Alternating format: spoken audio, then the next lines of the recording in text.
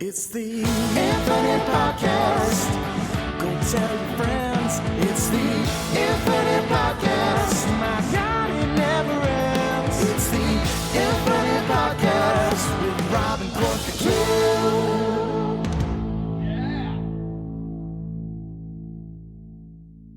Hello, everybody, and welcome to another episode of the Project Infinite Podcast, the podcast covering the infinite and ever-expanding multiverse of fandom. From movies, comics, TV shows, video games, we got you covered. I'm Rob. I'm here, as always, with Court. Court's just the two of us again this week. Don't get spoiled. No guest. We can't have a guest every week. We can't afford it. It's not in the budget. Not yet. The Q3's looking good, though. You might get a guest for Q3. So you're back. You're stuck with us again. Mm-hmm. Back to your regularly scheduled programming after our House of the Dragon recap episode last week. Shout out to Emily. Yeah, we brought our friend Emily on, and we had a nice, fun time. It was a good chat, talking about season 2 of House of the Dragon, talking about... that was all we talked about. Yeah, that was it. It was good stuff. It was a great discussion. Had a great time. Me too. But what we neglected to talk about before we did that was the little HBO Sizzle reel that played before the season finale, which I had completely forgot that they did that. Because I remember they did do it for the season finale of House of the Dragon season 1. They did the same thing. They sizzled up their 2025 slate because House of the Dragon ends in August. So there's only 4 months left in the year. So their eyes turned towards 2025. And I mean, in case I guess it was also kind of like for me and hopefully for other people, it was like one of those, like, in case you forgot, HBO is still like the king of this. Yeah. As far as like prestige TV. And original not original, you know what I mean? Like these are bigger IPs, but just quality-wise, it's just they're top dogs when it comes to quality. Apple TV's knocking on the door too, but I think HBO Max still has that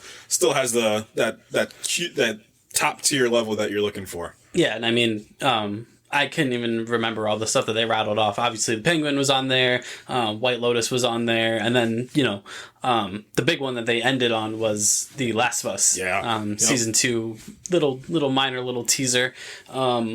It was more like, to me, it read like a Those Who Know kind of teaser trailer. Yeah, because it's like the meme of Walt's Walt's brother-in-law from Breaking Bad. Yeah, Hank. Yeah, because it didn't give really anything away as far as like story or exposition, but it gave us a lot of like iconic bits if you're familiar with The Last of Us Part 2, including we got quick look at Abby and Jesse, and then a couple shots of Dina, and we got looks like we're going to get the dance hall sequence from Jackson. Yeah, yep. At one point. Some new stuff, too. Couple new stuff, a couple new things, but, I mean, we could just kind of talk other shows before. Maybe we can dive into Last of Us a little bit, but got another quick looks at The Penguin. I mean, we've already had 2 trailers for it. I'm in. I'm just... Yeah. That universe is just...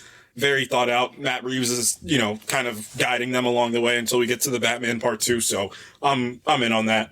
Colin Farrell, I mean, multiple time Oscar nominee. I mean, one of the best actors on the planet is going to hold this show together. So I'm really looking forward to it. I love the ambiguous Italian crime families that are just around in Gotham in this universe. Yeah. Makes me laugh. They're cool. What else did we get? We got the Game of Thrones, another Game of Thrones spinoff show. What's the name of that one? Night of the Seven Kingdoms. It is based on the series of short stories of the same name, chronicling the journeys of a duo known as Dunk and Egg, Sir Duncan the Tall, and a young Aegon the Fourth Targaryen who kind of comes into his care, and it's I guess I can explain it as simple as it's another one of these Mandalorian, Logan, like along that line of man takes young person under his wing and they journey together. Right. is the best way I can explain. And if it ain't broke, don't fix it. Yeah, I know a lot of people in the Thrones circle have been excited to see this story adapted into live action, and it takes this again. It takes place out of a time period that we've seen on TV to this point. It takes place about 100 years after the conclusion of House of the Dragon, and which would put it about like 100-ish years before the start of Game of Thrones. So it's another thing in a long line of HBO Game of Thrones spin-offs. I know they have some animated stuff on the way, and they have a couple more live action things on the way too.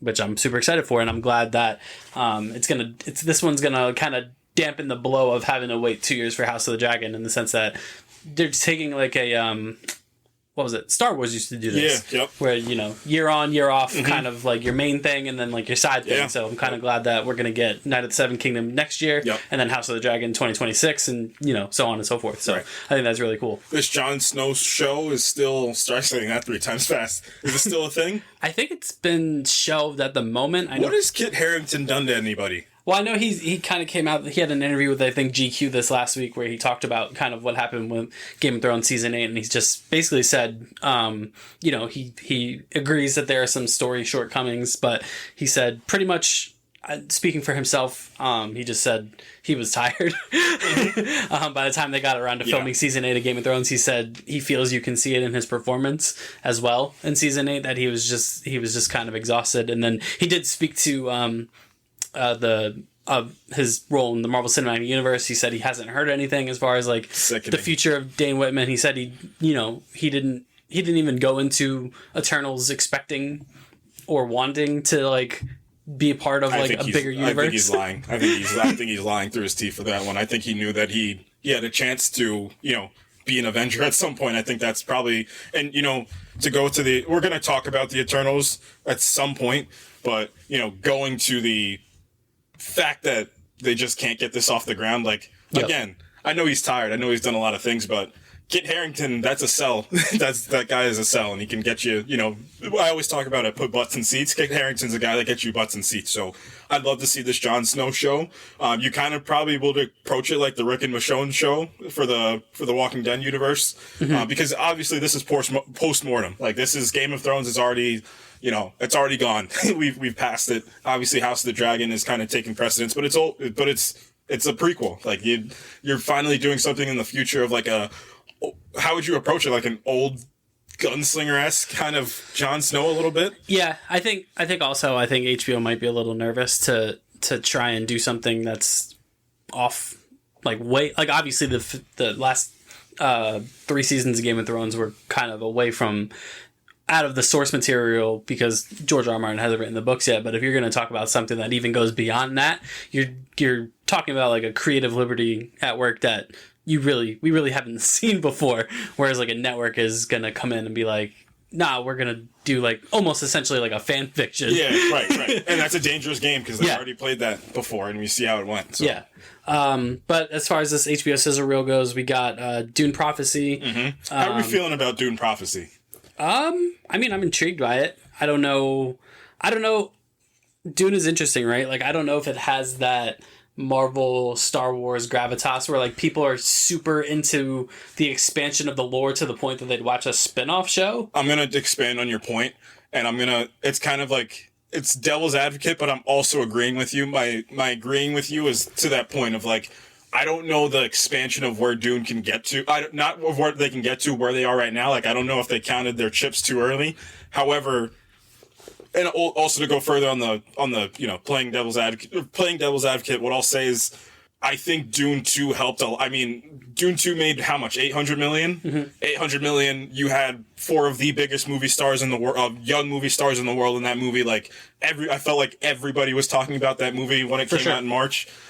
Now, it's also the Penguin thing. Like, what's my reason to watch this show? Like, if I don't watch the show, am I not going to get it? I'm going to have the same feeling of when I watch, when I watch the movies. Like, I don't have to watch it. I have to watch it. Like, nothing's going to change. So that's what I think they need to add. It's not a criticism or anything like that, but like, I think they should have went after a name to be in that show to kind of help it out a little bit. And I think that's what helps Penguin a little bit, of the fact that it is Colin Farrell. Like, you probably should have got a name to be in that show, to be somebody, whether it be, and I mean, you got Mark Strong to play, I forget which ancestor of Shaddam IV he's playing, but you probably could have went after somebody to be like, hey, we need you to headline this show. And HBO is usually really good with that too. I mean, they did it with The Last of Us first and foremost. They did it by getting, Bill Ramsey was a known-ish name, but Pedro Pascal was the big get. Right. But going back to Game of Thrones, they also did it with Game of Thrones, and they casted Sean Bean as Ned Stark. Right. Yep. And he was like the star. Right. Like, there was no one else in that show. I mean, Michelle Fairley had done some things in Britain. Peter Dinklage was kind of on the ascent, but he wasn't quite there yet. Yeah, and then all the kids were unknowns. Yep. So that's what Thrones did with Sean Bean. They were like, you're our workworx essentially for season one. Until we get everybody off the ground. Yeah. So I agree with that point. I think that's a great point. Harley Quinn, we got some new. That show is still fun. Yeah, it's so much fun. I really enjoy that show. I have to catch up on that show, but it's just every time I put that on, it's just I'm laughing my butt off. It's good stuff. The It spinoff, Welcome to Derry, looks properly horror. Right. But again, I'm starting to notice not starting to notice a pattern, but obviously the trend has set in of spinning off things into prestige TV shows, and I just feel like it's going to go. It feels like it's going to go the same way that when every movie studio wanted a cinematic universe. Yeah. Yep. It feels like that's kind of like a lot of these are probably only going to be like one and dones. And then they're going to realize, like, maybe we just stick to making movies about this stuff instead of TV shows, you know what I mean? And the movies are back. Like, I'm not even in a joking sense, the movies are very much back. I mean, we'll get there. But yeah, we just wanted to hit the HBO stuff. But I know this is probably a little late in the game to tell you what our main topic is today, because it's about 10 minutes in. But we are going to recap D23, obviously. We were going to try and do D23 and The Boys, but then D23 was just like... Yeah, here's everything. And then trailers got leaked to the point where, like, I feel comfortable talking about them. Yeah. I think they're all public now. I mean, they were all on Twitter as if the studio themselves posted the trailers. Yeah, nothing's gotten taken down. Right. Nothing's gotten copyright struck. I think that was on purpose by them, too. But then just release the trailers. Oh, right. If you're going to... Whatever. So, yeah, we are going to talk about everything D23, but we do have some non-D23 related news. First and foremost, we got a shock drop Kraven trailer earlier today. Okay. All right. Listen. Walk with me. So I was watching this trailer, right? It's not like Sony has some incredible it's not The Godfather. Let's just say that. You were about to say it's better, but let me stop you right there. I'm watching this Kraven trailer, and I'm like, okay, this is Kraven. Should I care? I don't know. And then the trailer kept going. I was like, wait a second. This doesn't look horrible. And then it kept going. I was like, am I kind of like... intrigued? And then I kept watching. I was like, wait a minute, I am intrigued. And then the rhino showed up, and I was like, wait a second, does this look cool? It looks very cool. It looks properly violent. Yep. It just appears to be a severe detachment from the other Sony Marvel stuff that they've done. It's almost like they said, let's just make a movie. Right. And not worry about Venom or... Should have put Morbius in there. Not worry about Morbius, anybody like that. They just said, let's just make a movie and not have to worry about any sort of universe, anything like that. Like, got Aaron Taylor Johnson, you got Russell Crowe, like, let's just have a little bit of fun. Let's make this super violent, like you said. Like, let's just try to have a good time, make a movie, and just see what happens. Yeah, my point to you was, like, I said I think I'd be more interested in this movie if it wasn't a comic book movie. Like, if this was was just a movie about some hunter guy that was raised in the Serengeti and like, he turned into like this lunatic, I'd be like, I feel like I would really enjoy that movie. Like, but knowing it's a Kraven movie, I'm just like, there's gonna have to be a Marvelism at some point. You know what the question I keep asking myself? It's like, can I detach it? Because, like, I feel like the expectation now is I have to go in and be like, this thing is going to be Sonyified in the Sonyverse, and then, like, part of me is like, what if I just watch this as, like, a thing? Yeah. And just let it be its own. Yeah, and I gotta say, like, this trailer I feel like was a massive improvement on the first trailer. Obviously, the movie got delayed because they wanted to... the election. But they wanted to reshoot some stuff, and I think I read some type of article, or maybe it was a tweet that said, like, internally, apparently, Sony is really, really happy with this movie. And they're going to submit it for an Oscar, aren't they? And they're really, I think they're really excited about the finished product, and that maybe that's to your point, that maybe they are kind of getting away from, like, trying to do, like, their own Sony cinematic universe, and they're just making these standalone kind of one-off things that are loosely based or, on characters that they still have, some type of relationship with. Hypno Hustler movie? I think that's happening. Come on, man. Give me my Hypno Hustler, my one Marvel comic for the Hypno Hustler. Give me the movie. And then, I mean, I guess on the other, like, the flip side of things, like, to the Marvel side of things, like, I did see that apparently as part of, like, the agreement that Sony has with Marvel or vice versa, any characters that Sony uses in their standalone films, Marvel can then not use in the MCU. Wow, I didn't know that. Yeah, so... The Venom thing, I think they're going to probably try to share Venom. Like, they're going to recut a deal. I think everything is... It's like negotiable. Yeah, I think everything's like a handshake agreement. Like, right. Spider-Man was that, like, you know. Right, let's make money. Like, Spider-Man's technically on loan from Sony. Right.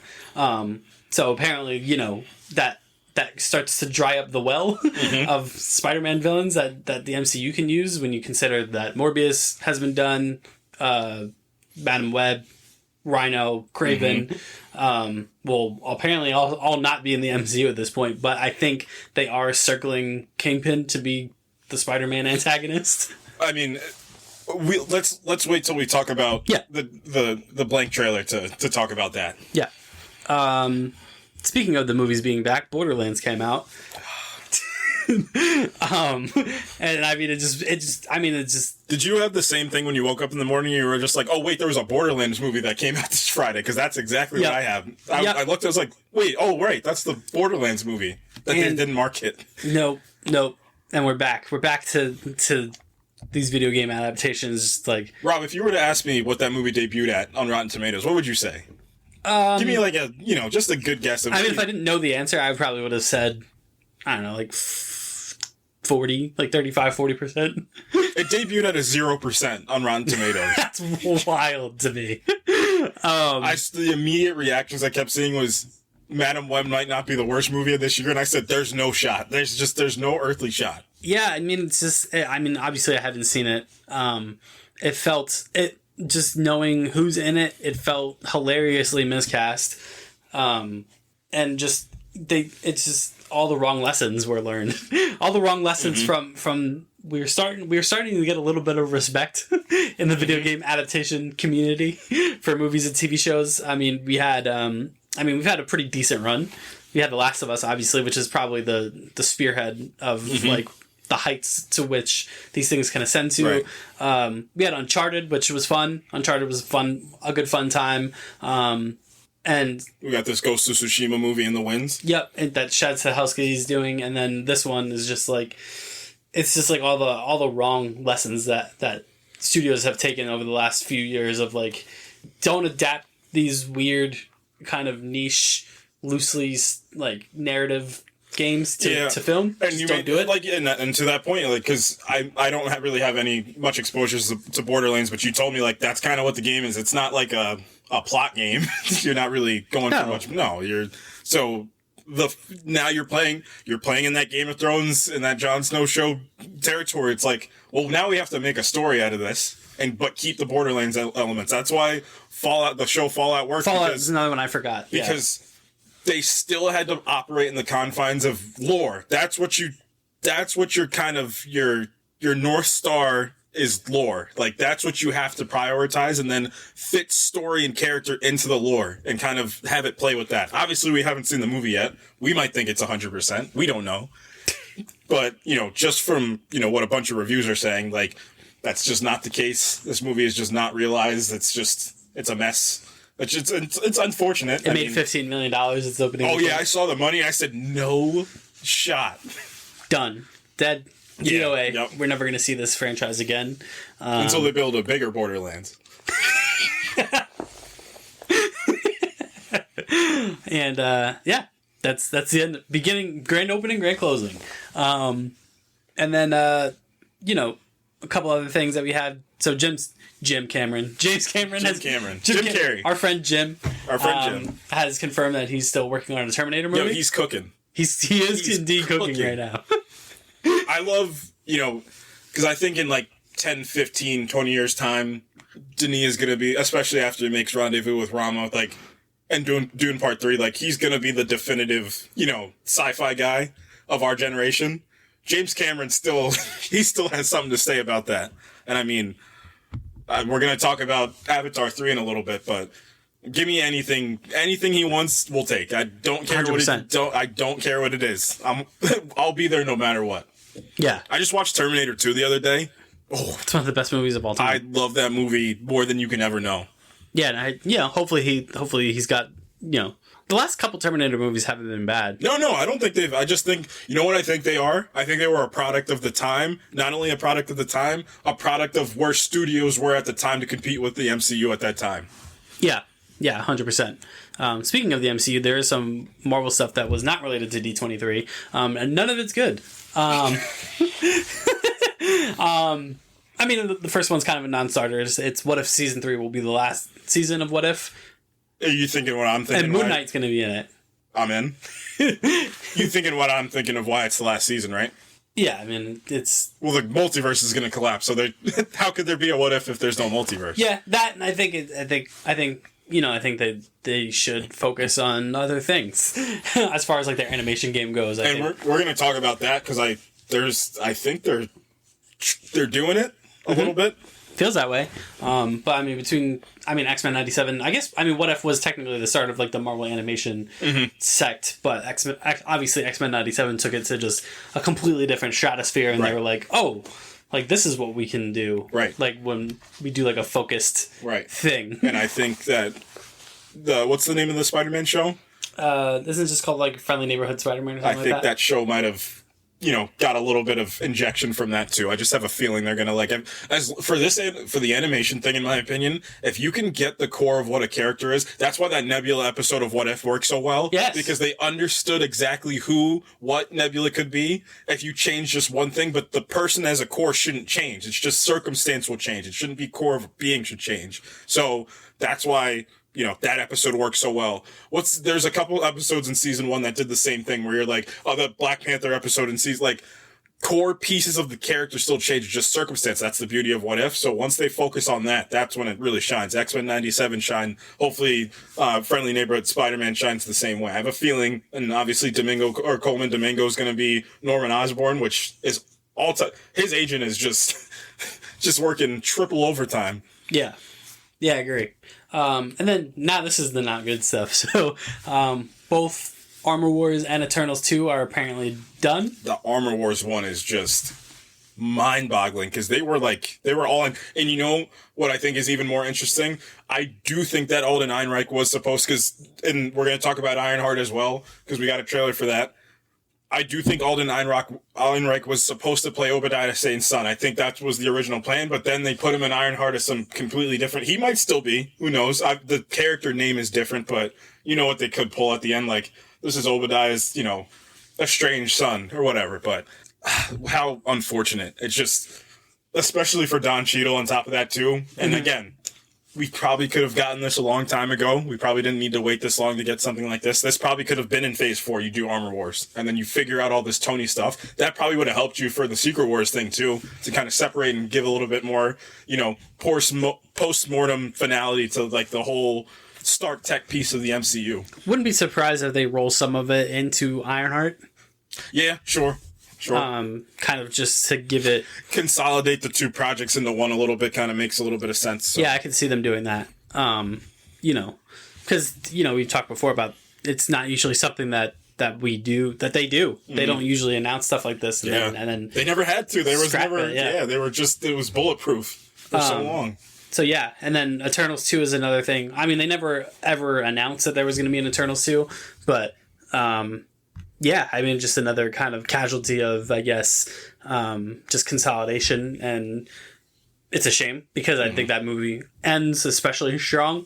And I was intrigued by the conceit of what the ending of that movie set up for those characters. And it would be a shame if we never revisit any of them because it's going to be like this kind of like forgotten piece in the Marvel cinematic timeline of like where these characters went. Right.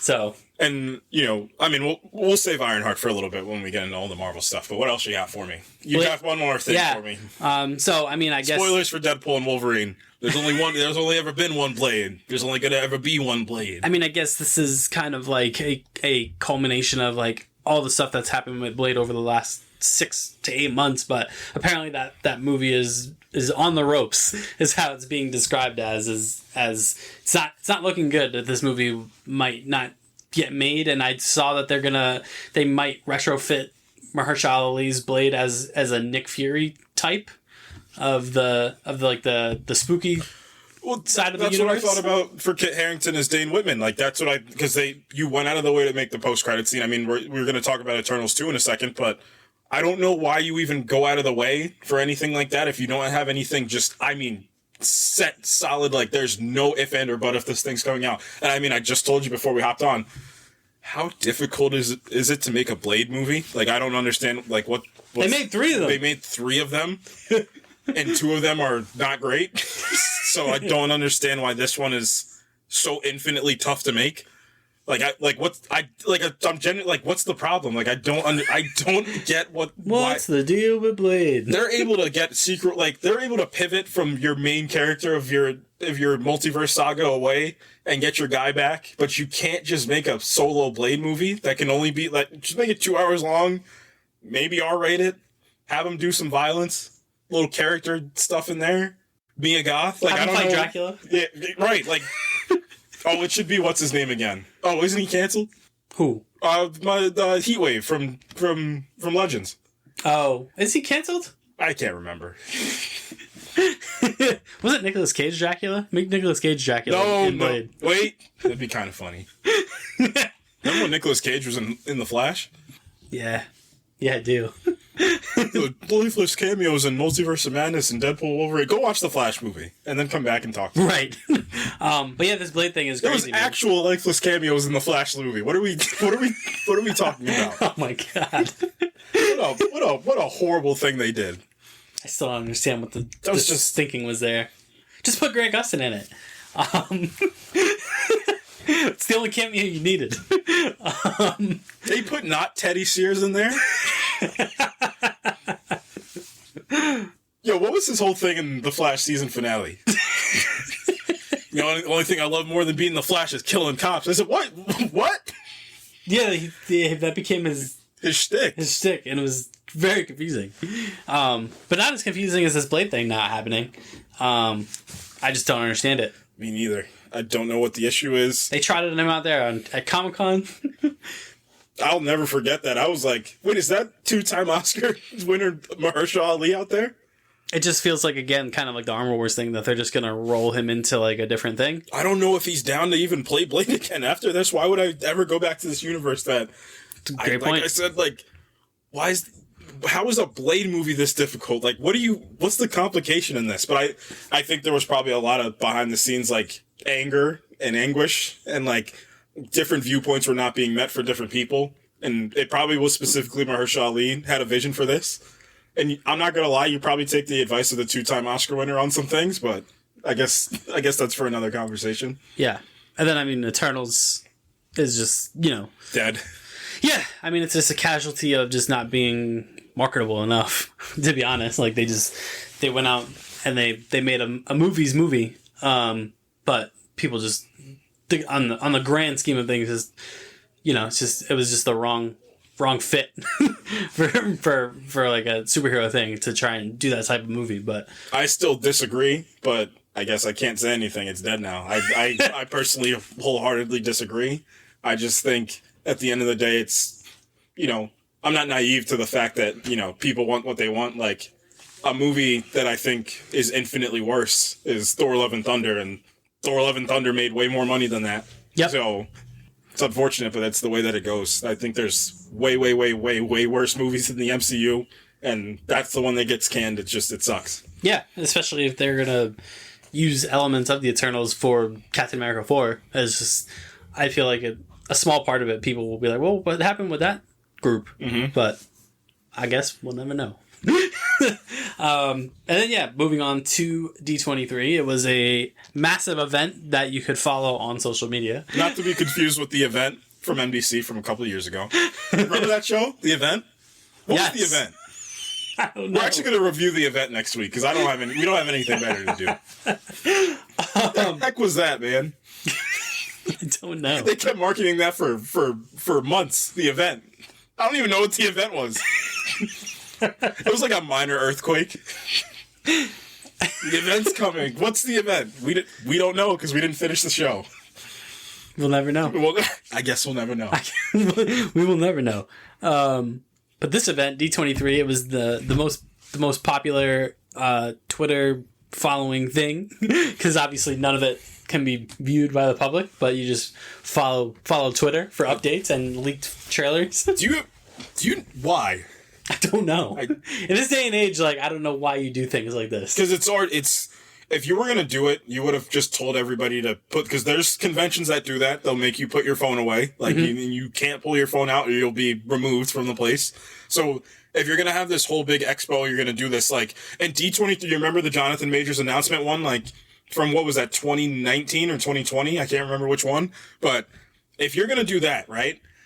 Just have Feige go out there and, like, the pre-recorded one that he did in 2019 or whatever time it was, and just do something like that. You don't need to, but at least give us something. Like, the exclusivity, I think, is, like, a little, I don't like the barrier in between.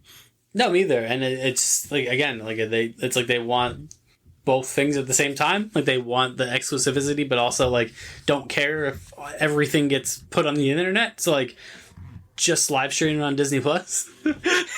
Oh, that's what I kept checking Disney Plus. I was like, what? Where's D23? Like, why does this have to be such an exclusive thing? Because you think it's because they wanted all the trailers to breathe, because they're going to probably drop these trailers in the next couple months. Sure. Next to months. So I think there's an element of that for sure. But at this point, it's all online. Everybody can watch it.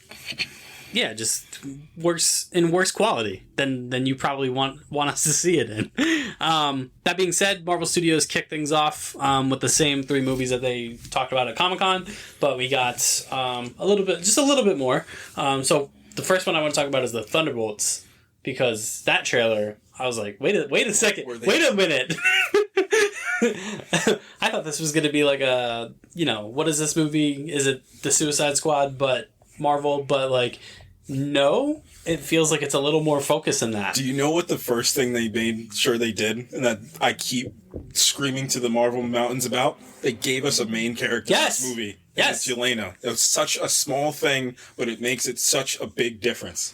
She's the main character of this thing. You follow her, and the tone seems so focused. Like you said, it's just, I guess the core theme for all of D23, it feels like it's focus, or refocus, I guess is a better word to use for it. Everything seems recontextualized, refocused. And I mean, just focusing on the Thunderbolts, we kind of felt it's a story about purpose, which I think is very effective, especially in today. I don't know why The Bear season 2 kind of helped with that, like thinking about like what everybody's purpose should be, but that's what it seems like in this universe where like there's no, the Avengers are so definitive in that universe now of like, these are the heroes that bought back half the population. So the Thunderbolts are like, so what's our purpose? Like, there's no more contract killing that's like makes you feel good. Like, there's nothing to that. It's like, there's the good guys and the bad guys. But I mean, Val kind of talks about it in this trailer. There's bad guys and then there's worse guys. Like, you guys could be bad guys, but you guys aren't the worst guys. So let's do something about it.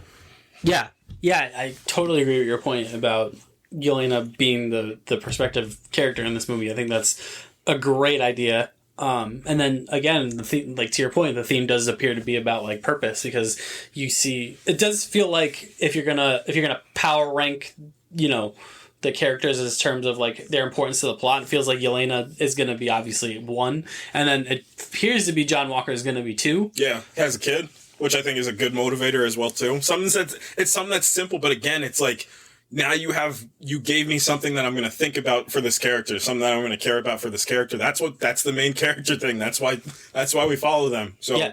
It's such a simple thing, but it's so effective. So, and then, also her relationship with David Harbour as Red Guardian, like just simple things, even, for him, like essentially his daughter sacrificed herself for the universe, and his other daughter is a contract killer who so desperately wants to be there. And then his whole arc is going to be like, wait, maybe I can be this father that I was supposed to be this whole time. Like, I don't think Black Widow ended that argument.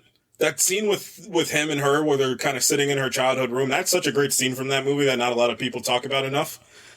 But I just want to see kind of the realization. There's no way he makes it through that movie too. I could probably guarantee you there's no way he makes it through that. He'll probably make a noble sacrifice for her, because what better thing is there to do? Because they're fighting the Sentry. Right. And we'll talk about Louis Pullman as a Sentry. I'm in. I think he looks great. Obviously, I wish it would have been great if that was Steven Yeun. Like, I think that would have, especially after watching The Beef for some reason. I was like, I feel like he would have been incredible as the Sentry, but that's a great alternate that they had in the wins too. There's something that's really homey about him that I think is good. So by the time he absolutely snaps and turns into the Void, I think it's going to be like one of those things where like, no, like, oh no. Like, yeah, I agree. And then, I mean, we got couple looks at Bucky. Congressman Bucky. Yep. But he also is getting suited up at some point. Yeah. With his new Winter Soldier arm. Get the long hair's back. Yep, long hair's back. He's got a goatee. I don't like the goatee. He's a politician, man. I miss the long hair, stubble, 5 o'clock shadow is his best look. Right. Now he looks like a middle school principal. He does look like a substitute teacher. Right. He's giving substitute teacher vibes. That drives like a van to school. Yeah. We got Taskmaster, new costume. Same Taskmaster from Black Widow. I'm still waiting for something for that character to click. I think you just used the proper word. I need a character out of her. That's all I need. Yeah. Start simple. I just need her to be somebody. Same with Ghost. But I think it's just been a long time since we've seen that character. Yeah. Also, she's super, super charismatic. Like, the woman that plays her herself, like, she is overtly charismatic. I think she's going to fit well with them, too. I think she's going to have a lot of fun. Also, the Ghost action sequence from the trailer, I was heck yeah. That was like her phasing through. Yelena throws a knife, Ghost phase through the knife, and then catches it on the other side, and then throws that it was the John thing Walker. from Ant-Man, and it's such a good... Whoa! And again, this is like prime MCU thinking of like, the more we go on, these characters are going to learn more and more about themselves. It's like the Doctor Strange thing, like when we picked up with him in Thor Ragnarok, like, you can tell, like, that's still the Doctor Strange we know, but he knows a thing or two now. Like, the universe let it play itself for a little bit, which is nice. So yeah, like, she's phasing through bullets, like, as she's getting shot at. And I'm like, this character has the potential to do some really sick stuff in this movie. Right. So I think that's super exciting. And overall, I hope this trailer makes its way on to the internet, so that people can actually like see it in perfect quality, because I was super impressed. I'm not going to finish my point about the Thunderbolts yet, because let's just bottleneck this right into Captain America: Brave New World. Got another trailer, basically. It's a lot. It's basically half of it's Anthony Mackie walking. Just kidding. This is probably the Comic-Con trailer, right? Yeah, yep. Because I know the Comic-Con trailer talked about the scene where he read Hulk's in front of the White House at the podium. What a place to do it. He didn't even do it in secret. He just said, I'm the Red Hulk, y'all. So we got that.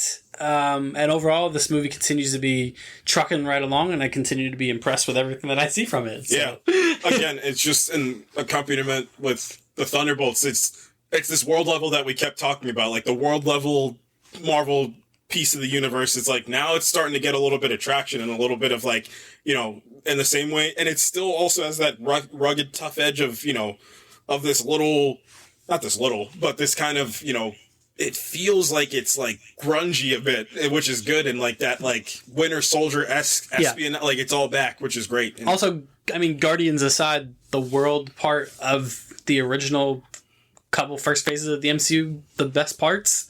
When you're talking about your Captain America movies, you're talking about Iron Man, obviously it's a guy in a metal suit, but at his world level, it was grounded for the most part.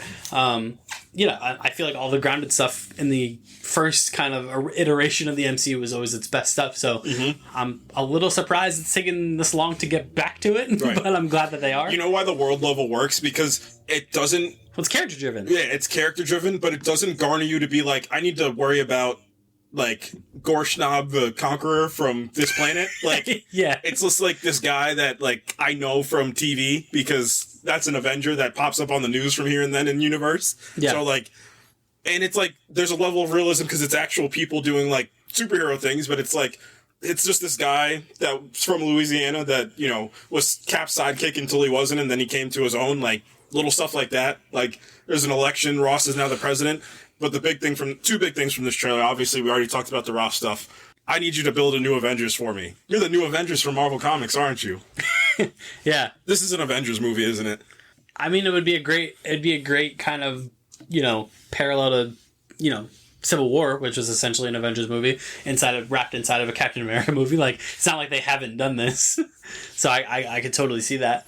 I think what they're going to do is, and just to throw that out there too, because I keep hearing it, that Joaquin, or I forget what his name is, and his real name is, but in the movie, Joaquin Torres, like, everybody keeps saying he steals the show in this movie. I'm really looking forward to him and what he does, because the only thing he needs to worry about doing is approaching Falcon a little bit differently than Anthony Mackie did, because you don't want to just retread the same action sequence, the same thing. Like, you have to be different to some capacity, which is, I think he'll figure out, and apparently he did, which is great. But here's what I think's going to happen. Ross is going to be like, hey, man, can I have some Avengers? They're not answering my calls. Y'all got any more of them Avengers? Y'all got any more of them Avengers? And he's like, we got ghosts. He's like, just kidding. I think this movie is also a backdoor Hulk movie, because there's no earthly way that Mark Ruffalo is not in this movie. There's no shot. To what end, though? I think he's gonna fight Ross at the end of this movie. And, well, okay. Like I said, I think this is an Avengers movie that's just that's just walking the talk of a Captain America movie, a New Age Captain America movie. I think it's gonna be She-Hulk and Hulk, because the whole intelligentsia thing, play it off in this movie and have her be back in the movie. Two of them, Ant-Man and Wasp, what are they doing? You can put them back in this movie. And then it's going to be Falcon, Captain America. Who else you got that you can throw on this team? Probably got one more character you can throw here. Trying to think of all the Avengers you can put here. But they probably want an Avengers team kind of like that, where it's like, these are all, like, smarter people, or they're, like, it's not, like, any, like, sorcerers or anything like that, or any, like, Thors, you know what I mean? Like, it's Science-y Hulk, She-Hulk, both the Ant-Man and the Wasp. Like, it's not a bad Avengers team to start. Yeah, I mean, my only thing, like, obviously this movie appears to be teed up for the Hulk to show up, right? I mean, it's Hulk adjacent at this point. But weirdly enough, the only character that doesn't currently fit into the Hulk mythos is the Hulk himself. Mm-hmm. Like, I can't imagine soft-spoken, quippy, smart Hulk fighting Ross. I thought about that already. I thought about it. Don't worry. I thought about it. I think Ross is going to revert him back to... No, not Ross. I think that the leader's going to revert him back to the Hulk, because I think they know the rumblings of, all the transgressions about people's uproar about the modern Hulk, of how he's just, why are we spending so long with Professor Hulk? Like, we haven't seen that Savage Hulk in, like, 9 years since Age of Ultron, or since 7 years since... Well, the beginning of Infinity War. Right, so it's been, like, 6.5... Well, by the time this movie comes out, it'll be, like, 7 or 6.5, 7-ish years since then. So Mark Ruffalo's not getting any younger. Like, I think it's about time. Just let him. If Harrison Ford can be a Hulk, Mark Ruffalo can be a Hulk. Right. So what I think is going to happen, I think he is going to show up as Professor Hulk, like, just, get pulped. Yeah. And then, he's like, I don't know if it's going to be like the leader does it to him, or like just his fight with Ross brings back out, like, maybe he'll say something. Maybe it's Betty that does it, because Liv Tyler's in this movie as well. And to that point, Liv Tyler's in this movie. You have Thaddeus Ross in this movie. You have Tim Blake Nelson in this movie. You're telling me Mark Ruffalo's not going to be in this movie? Yeah, exactly. Yeah. I mean, I don't know why you would bring Liv Tyler back if you're not gonna pay off her relationship with Bruce. Well, what I think's gonna happen is, you think Ross is gonna die by the end, or they're gonna fake his death probably, so he can keep being the Red Hulk. Yeah, that would make sense. But yeah, I mean, they have to figure out some way to get him back to being the actual Hulk, because, like, Smart Hulk was fun, but, like, be the Hulk now, right? And what a way, like, imagine if, like, the Avengers are fighting whoever they need to fight, because I don't know what the fight would be, or who they would fight, or maybe it's like a combination, like, I need all you guys against Red Hulk, but I don't know if he has henchmen, I don't know, but... But, I mean, I think it would also be a kind of a cool payoff to the whole, like, the reason Hulk went into hiding was because he got his ass kicked by Thanos, so I think it would be kind of like a nice little full circle moment of, like, he gets his ass kicked by the Red Hulk, and then, like, the Hulk is like, I got this. Yeah, I'm back. Like, I'm not afraid anymore. Yeah, so I think that would be a nice little payoff. I have one ask of this movie. this is Anthony Mackie's movie. That's my only ask. Yeah. This is his movie. Don't forget it. Right. Yeah. I mean, it's been the kind of like specter hanging over this movie this entire time. We're like, are they going to treat him like the same as they treated Chris Evans as Captain America? And we don't know yet because it's been a bajillion years since he got made Captain America. Right. So, to my Thunderbolts point, so I can link both of these back real quick. Here's what I think is going to happen. His Avengers team is going to do their thing. They're going to go to TMN Island because in this new trailer they literally talk about adamantium as the world's most versatile. The Wakandans are like, are you sure about that? But I think what's going to happen is Ross is going to be like, can you go get me that adamantium, bro? And he's going to be like, fine. Can you bring your Avenger friends with you? Fine, I'll do it. I think they're going to lose at the end of this movie. I think they're going to lose as an Avengers team. And the whole point is that that Thunderbolts little asterisk at the end, I literally think the movie's going to start, that title card's going to break, and it's just going to say Dark Avengers instead of it. That's what I think the whole thing is. And they're going to and Val's going to promote them as the new. They're going to Dune Part 1 it. Right. They're going to promote them as the new Avengers. Yeah, that makes sense. I think the Thunderbolts thing is probably going to break at the end credits. Is what I think is going to happen. Because, like, even in that trailer they showed at D23, like, it was, like, like Thunderbolt, and then it was, like, ping, asterisk at the end. So, like, I feel like that's going to, like, come up, and I think it's going to be, like, at the end, like, the title card will come up, and it'll show up again as Thunderbolts, and then it'll, like, whatever you want to do. Dark Avengers, New Avengers, whatever type of special effect you want to put behind it. And they're going to change the title and be like, tricked you, see? And then the last thing, Fantastic Four. So we got some more Fantastic Four stuff. Chiquino debuted the whole main theme. And it's great. Had a tear in my eye. It was just beautiful. Yeah, it's tremendous. It's super good. We got the suits. Good look. Well, we got Johnny's suit, which is going to be all the suits. Right. Because I don't know if you know this, but they all dress the same. Right. So. They what? Except that sometimes the thing has pants. Just pants. Just pants. Yep. Sometimes he has a little tank top. Yeah, he's got that Future Foundation suit. It's kind of cool. I think the suit looks good. And yeah, it's the 1960s. Everybody relax. It's the future 1960s. It's the future 1960s. Everybody chill out. They got the little, like I said, it's extended white. It's a little bit of like that cloth material to it. It's not going to look exactly like the 2005 suit nerds. He's got the blonde hair. He's got the blonde hair. You're the blonde hair from the Marvel comic. It's a wig. It's a wig, yeah. I just think everybody just seems dialed. I said it last time. Everybody seems dialed on this project. And I keep talking to other people that saw it, and like we kind of all have like the same feeling. Like, I don't know why this doesn't feel like an MCU movie. And maybe that's on purpose, but like... It feels like a Wes Anderson movie. Right. Like, and I can't stress this enough. Get Yoan Griffin out of your brain, because I can't explain it. Pedro Pascal just has something to him about Reed Richards. I don't know what it is, but I'm in. I don't know what the heck it is. Weirdly enough, this character feels like the most Pedro Pascal out of all the characters he's played. Wholesome, but I'm just waiting for the snap, because... Like he's like, Pedro Pascal, if you've ever seen him in like literally any interview, he's like super nice, super polite, super down to earth, super chill. And, like, every character he's ever played in television has been, like, a badass.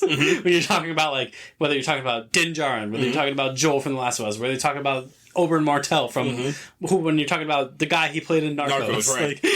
Like, Reed Richards honestly feels like the most... Him in the Nick Cage movie he was in. Or maybe not that one.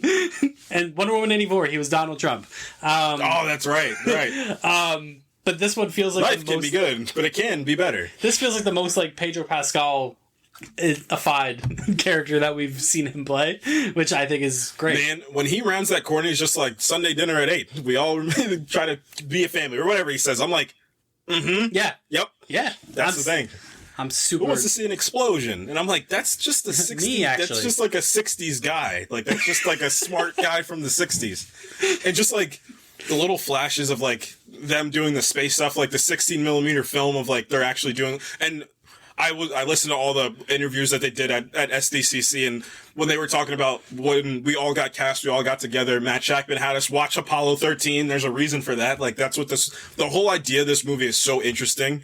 And, what Shackman did with, a bunch of WandaVision from all those past things, like, I think this is kind of what it was culminating to get him a project like this. Yeah. I'm so in. Can I tell you my Reed Richards thing? This doesn't have to do with anything. I just think about this for Secret Wars, so just walk with me for a second. Pedro, John Krasinski, and Yoan Griffin. They walk. It's just a couple Mr. Fantastics are walking into a place, and they see a guy with a Mr. Fantastic walks into a bar. Mm-hmm. 3 Mr. Fantastics walking to a bar. One spaghetti. No, he's Mom's spaghetti. He's back. He's good. And they're like, they see this other guy working on some stuff, and he's like, yeah, I'm working for Doom. Or is Doom working for me? And then lo and behold, it's the Maker, but it's Miles Teller as the Maker. And the 3 of them have to fight him, but he's just wicked. Would that scene not slap in Secret Wars? It would. It definitely would. Miles Teller feels like the Maker out of all the originals. 1,000%. Maybe it's because he's him in real life, maybe? Sure. We love you, Miles Teller. We do like Miles Teller. That'd be great. I don't know why I was thinking about that the other day. No, it's good. That would be crazy. The 3 of them have to fight him, and he's just an animal. He's an animal? No, he's not the Rhino from the Kraven trailer. Oh, we didn't even touch on that. Oh, yeah, we didn't even talk about the rhinos in the Kraven trailer. Is that Alexei Saksevich, but science? And he's a real Rhino man. Yeah, you're the Rhino from Marvel Comics. Yeah. Nice. It's wild. Yeah. And I was still sitting there, and I was like, heck yeah, I'm in. It's such a leap from Paul Giamatti in a mech suit. Take a look at the Alexei Saksevich. You want me to come down there? Yes. Oh, we didn't even talk about all the Deadpool, not all the Deadpool stuff, but obviously it's making $1 billion, but Ryan Reynolds is like, I don't know if I'm ever going to come back as Deadpool. Yeah, shut up. You just launched an entire. Why was Thor crying? Shut up. You just launched an entire. What I would do with the character is just Deadpool and character. Oh, can I talk about my thing that I think they should do? Mm-hmm. You do X-Force proper and make it a bit more serious because Rick Remender, I forget what year it is. I think it's 2006, 2007. Rick Remender takes X-Force, and it's one of the greatest comics. And keep it very simple. You do Deadpool and Wolverine. You bring both of them back, have them lead this. Get the Angel from X-Men Apocalypse. Maybe not get the OG guy. Maybe get him because he got a little bit more play. And pull him from the timeline of X-Men Apocalypse where he's Archangel instead of Angel. You get Olivia Munn back as Psylocke. I feel like that would give her a second chance. Mm-hmm. And then who do you have left? And then this is the fun one. You do Phantom X. And then you have it be James McAvoy as Phantom X, but you don't reveal it's James McAvoy until the end of the movie. And there's your X-Force. And then the mission of the movie is should we kill baby Hitler? It's the opening arc in that Rick Remender run is incredible. It's basically they all go on a mission. They go to the moon, and they were like, "Oh shoot, is that baby Apocalypse? We should murder him, right?" And they were like, "They passed the Fantastic Four on the way." Right.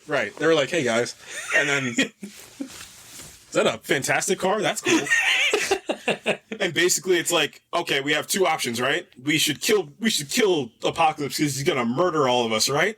Oh dear. And then, of all people, Deadpool's like, this isn't a good thing to do, right? And everybody turns around, they're like, wait a second.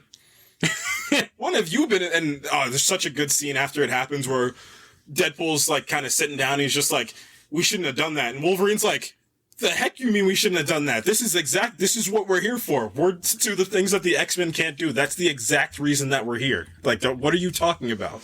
So, I think you bottleneck that into one movie. And again, the whole thing is you kill Kid, that's the whole mission. Just, should you kill Kid Apocalypse or no? Should you keep him alive? Because he's a kid. He hasn't done anything yet. Except be blue. It's very Deadpool too. Mm-hmm. Right. And again, what this could do for Ryan Reynolds is this is a side of the character we haven't seen yet. Again, he kind of talks about it in Deadpool 3 or Deadpool and Wolverine where he's just like, I can't sell my soul if I wanted to, take that away. That's the whole point about his character in the Rick Remender run is he's the emotional core of that team where it's it should be Wolverine or it should be Archangel. I think Colossus joins at some point, but it's Deadpool. Deadpool's the moral compass of that team of all the characters. I think that would be such an interesting dynamic. And like I said, big thing you do, James McAvoy, you got to put him in that movie, make him Phantom X, make him barely talk, and then you put Psylocke in that movie. I think that would bring Olivia Munn back. I think that would be a fun little 5 to have. Maybe you throw Channing Tatum as Gambit in that movie. I just don't know how he plays for an X-Force, a covert op team. He's been doing a lot of press. I have an idea. Yeah. Just a Marvel one-shot on Disney+. It's going to happen. It's gonna happen. You think they're gonna give him his own movie? I don't think it's gonna be a movie. Just give him the hour. But they're gonna give him something. He's doing a conspicuous amount of press for Gambit. Our special on Disney Plus, just like Werewolf by Night and the Guardian special. Here's your Gambit movie. Yeah, that'd be sick. That'd be super sick. Put Rogue in there. Yes. Yes. Put Keke Palmer's Rogue, because once she did that, I was like, oh yeah, that should be the one. Yeah. Have fun. It just makes me think they're gonna do something with Gambit because, like Gambit. I said, nobody else from that movie is doing press besides Channing Tatum. So like, I don't know. It's weird to me. But that was it. I just wanted to talk about. But yeah, Deadpool, man. Just like you've unlocked this thing where we talked about this. Do Deadpool and Spider-Man and make an Andrew Garfield Spider-Man. That movie makes $1 trillion. Oh my! Especially after No Way Home. Are you kidding me? Because you do Deadpool and Andrew Garfield Spider-Man, you still let Tom be one of the main characters for Doomsday and Secret Wars, and then in Secret Wars they're gonna do the thing. Yes, it's gonna be Tobey and Hugh Jackman together at the same time, and fighting Robert Downey Jr. And people are going to lose their minds, including me. All right, I will be there. I'm people. Throw Owen Griffin in there as Mr. Fantastic on top of that. Just do the whole child thing if you're gonna do it. Yeah, man. So yeah, Deadpool. Insane. It's already made $1 billion. I saw a thing that Hugh Jackman apparently might be playing Wolverine past Secret Wars. We'll see. See, this is me not being. This is like me being an adult now and not a kid. Of when I was watching these Prime movies, of like, I'm not naive and I know money's money and I know that's what they want to do, because there's no shot you just bring Robert Downey Jr. back and you're like, we don't care about the money. We care. No, you cared about the money. Yeah. So like, I'm not naive.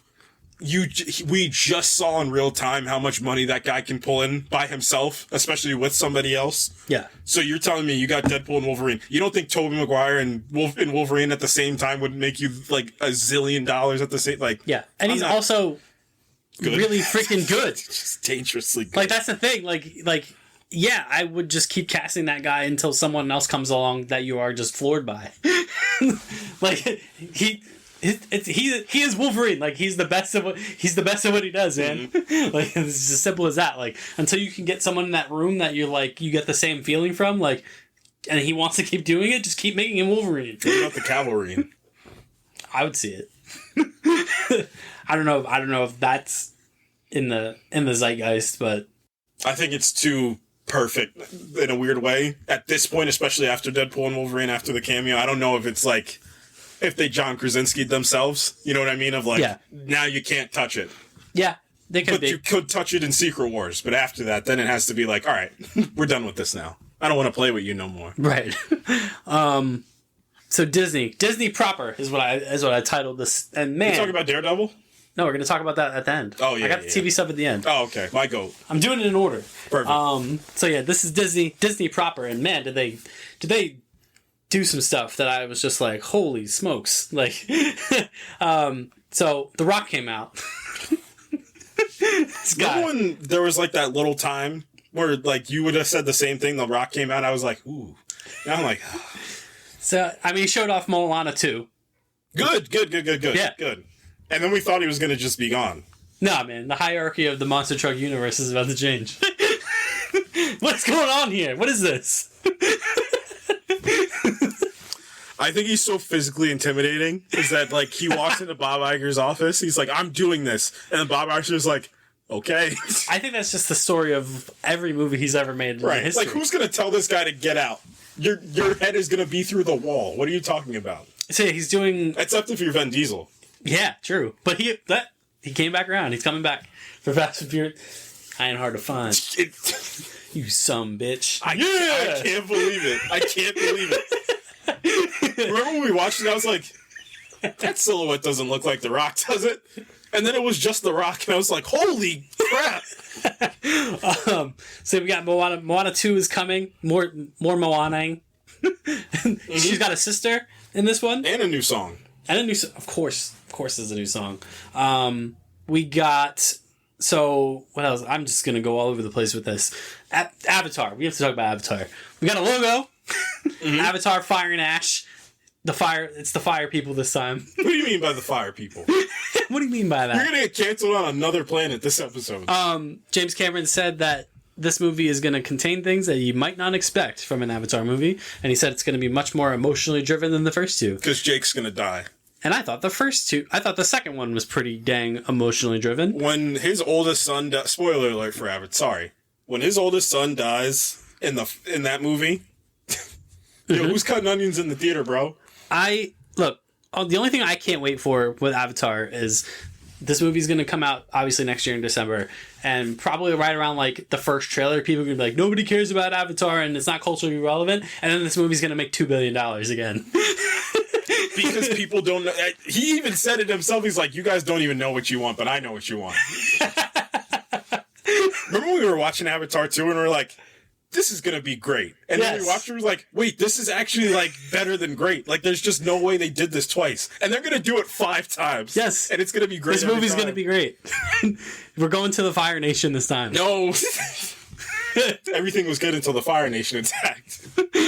I can't wait. They're going to be red. It's going to be awesome. Wow. They're going to be red, right? They're going to be red. I think they're going to kill, like I said, I think they're going to kill Jake. Oh, no. And they're going to make Loak the main character of this thing. Which I said I think I said it in the review, that should be the direction, because Loak is such a great play on what Jake was when he first started. It's such a good comparison to the two of them. You're the only person in the world who knows any of these characters' names. You mean Loak and Natam? And Sute, who also was Mother's Milk? We're gonna get the Jake Sully and There's Quaritch team up. There's no shot that we don't. It's gonna happen.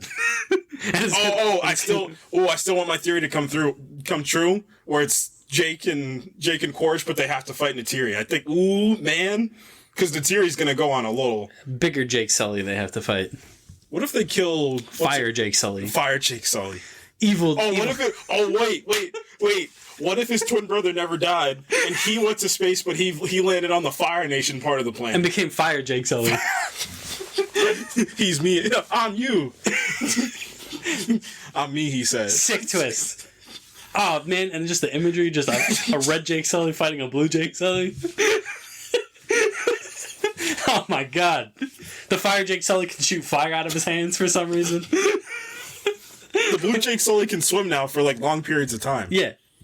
Oh, it's gonna be great. They're gonna fight on top of a volcano. Oh my god, it's gonna be sick. You were the chosen one, Jake Sully. You were supposed to bring balance to Pandora, not turn it to ash. Oh man, fire and ash. They're gonna be red. They have to be red. This movie might cook. This movie might. There's no way you have a red Avatar part of Pandora and the freaking people aren't red. Right, we got a fisherman part. With like flippers. And I get it, they were still blue, but they were like aquamarine blue. They were a different color blue. Right. The Fire Nation Pandora people have to be red. You're talking about a lot of different types of colors of people. You gotta be real careful here, Fury. It's gonna be great. That's all I know. James Cameron, this guy, man. What did he say? Didn't he say he woke up one day or he had a dream about Pandora and that's why this whole universe exists? Probably. What a psycho. What a psychopath thing to do. He had a dream about this fictional place with blue people. And now I'm a trillionaire from it. And now there's gonna be, man, I can't wait. What's the next one? What's after fire? Wind? Are they gonna be green? Oh, they're gonna be like one with the Earth. Or aren't they already one with the Earth? Kinda. Ooh, space? Oh no. Cosmic? No. They're silver? Or they're like pearlescent or something, or like translucent? Oh no, the cosmic Navi is gonna go crazy. The cosmic Navi. James, let us write on one of the movies. We'll have fun. You're not in Kansas anymore. You think they're gonna work that speech into the No, they're gonna go back to Earth. They have to go back to Earth. They're gonna go back to Earth. It's gonna be like the whole Tron thing that we're gonna talk about in a little bit, where they're gonna go back to Earth. And then Quaritch is going to land there and he's going to go, we actually are in Kansas. He said, where did we land, Sergeant? He said, we're in Topeka, Kansas, sir. We're in Kansas. Oh, I can't wait. Pixar came out swanging during this presentation. They were like... Get up, Michael Giacchino. We need another score for The Incredibles 3. Yes! They announced The Incredibles 3. Brad Bird is back. Oh, I was so happy. I was so freaking happy. That's a great move. That's my favorite Pixar movie of all time. By far is The Incredibles. There's a lot of numbers in this Pixar presentation. It's a lot of sequels. By numbers, you mean dollars. Oh, man. They were like, how much money do we want to make in 2025 and 2026? We got to pay Robert Downey Jr. So... James, get up. Get up, James. Brad Bird, get up. They called the Avengers of Disney. Yeah, Olaf, get up. We need money. Yeah, Frozen 3 got announced as well. And they're like, who's going to see Frozen 3? Literally everybody. Right. I might see it. The first 2 movies are in the top 5 grossing movies of all time. Right. It's an insane figure. Yeah, so... Yeah, Frozen 3 is going to make them... All 3 of these movies have a potential to make $1 billion, which is just nuts. You talk about what? Incredibles, Toy Story, and Frozen. Yes. All 3 of them have a potential to make $1 billion. Yes, Toy Story 5 also... And Avatar has a potential... It probably will make $1 billion. Avatar's going to make $2 billion. Right. That's the ceiling for Avatar. Lord. Yeah, so they announced Toy Story 5 as well. It's going to Deadpool just made $1 billion, Toy Story 5, Toys versus iPads. Is the premise of this? It's brilliant. What a great way to do it. Oh, it's perfect. Wait, is the technology going to be sentient? This is James Cameron's Terminator movie. I knew it. Who should play the iPad? Arnold Schwarzenegger. No. Who played the T-1000 and T2? Patrick Wilson? Yeah. I'm looking for John Connor. Oh, He's not here anymore. That was my your Tom Hanks? Yeah, no. That was my impression of the kid that played John Connor in Let's say that was your Woody. Is that your Woody impression?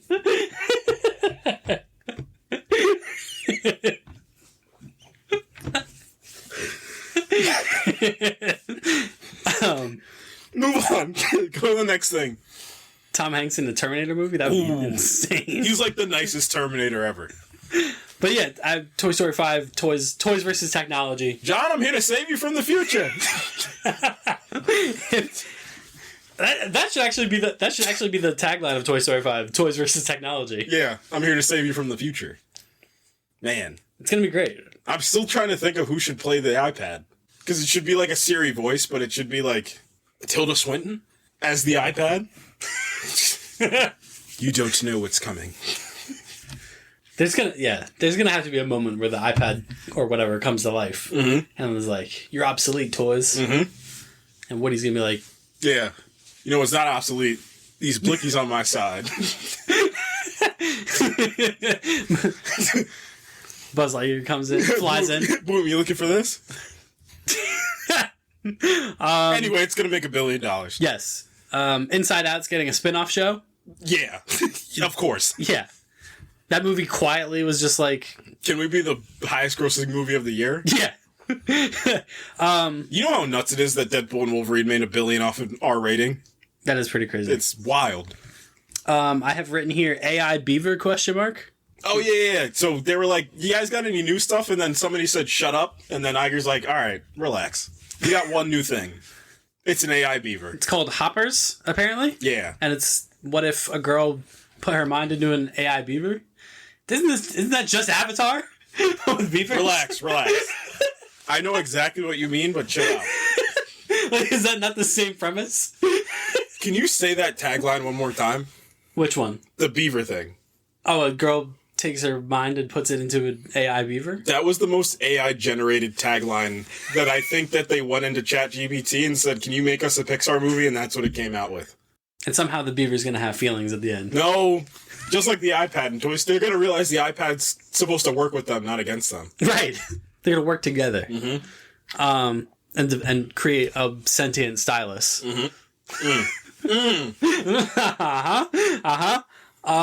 What's he cooking? We got a Mufasa trailer. The most unnecessary prequel movie maybe ever. See, I'd say that if Barry Jenkins wasn't directing it. That's fair. Now I care. That's all I'll leave it at. Remember when I watched the first trailer and we watched it together and I was just like, there was that shot of Mufasa and it was of his ear and it was just like the wind sweeping in his ear. I was like, wait a minute. Look, is that cinema? Sometimes you don't have to make the villain a tragic villain. You just make him a Nazi. And that was Scar's biggest appeal, was that he was just evil. Now you're going to make me feel bad for Scar? Nah. Not interested. Who's playing Scar in this movie? Is it not Chiwetel Ejiofor? Oh, I think you're right. Yep. Should have been Jeremy Irons. Bring him back. Should have been Jeremy. Jeremy Irons was tremendous. But I want a kid version of... But it's still Jeremy Irons' voice as a kid. They get like a young Mufasa, everybody else is young, but it's still Jeremy Irons as like a 12-year-old Mufasa, or 12-year-old Scar. I'm still holding out hope that Chiwetel Ejiofor is going to end up being Null in the Venom movie. I would... You don't understand how incredible that would be. What else did we get from Disney? Percy Jackson, Walter Scobell has officially hit puberty, ? is what I think we can say for this. I was very disarmed by this lad's voice when the trailer started for Percy Jackson. Mm-hmm. I was like, wait a minute, he's tough now. Mm-hmm. Which, to your point, when the show first came out, like, we both kind of agreed, like, this is going to go great because he's, like, at a certain age, and then, like, as the story matures and escalates, mm-hmm. he's also going to mature. Right. And it's already happening. Right. So, this is great. Like, it's a charismatic cast, too. I know, like social media looking like a lot of people love these kids, too. Like, they're really into this. And, I know it's not going to be as big as Harry Potter. I don't think anything can, especially on Disney Plus, if these were movies, maybe this can be a different conversation, but on Disney Plus, it won't get there, but I just like how this show is just it's nothing insane. Like, this show's not crazy. Like, just do the book. I feel like, do the book, have the creator be one of the executive producers on the thing, keep it simple, and have Walker Scobell be like, all right, we know he's probably going to be a movie star when he gets older, so, like, let's have him now, like, let's have this be his thing, and let's have him own the show, and I think they're doing a good job. Obviously, it's going to be Sea of Monsters for season 2, as book 2 was. They cast Tyson as well, his half-brother. Spoiler alert. Did they say whether or not they were gonna recast Zeus? I don't know. I do think they will at some point, or maybe you don't have to worry about it now. Like, why worry about it? I don't think he necessarily needs to be in the season for anything, especially Sea of Monsters. He doesn't need to be there. So. Man, Lance Reddick was so good. Man, just in that little bit that he was in season 1. I love the fact because they could have been like, he's wearing like, Greek clothing. No, they just put him in a 3-piece suit. Yes. And let his voice just be the greatest voice of all time. R.I.P. Lance Reddick, man. He was cooking in John Wick 4 as well, too. Yes. Man. Yes, he was. Such a shame, man. Mm-hmm. But that looks super good. And then, Tron, we touched upon it earlier. Tron Ares apparently got a look. 9 Inch Nails is back. Mm-hmm. We're bringing 9 Inch Nails back to do the music, which is great. Everything about this movie feels great, besides the fact that Jared Leto's in it. There's like a lot of like actors, right? On planet Earth? No? I just don't know how they circled back to, you know what I'm saying? Like, but like, I don't know. He did that, he did Blade Runner, and he was great in that. Oh, I mean, Blade Runner and Dallas Buyers Club are his 2 best performances. So, like, it's in there.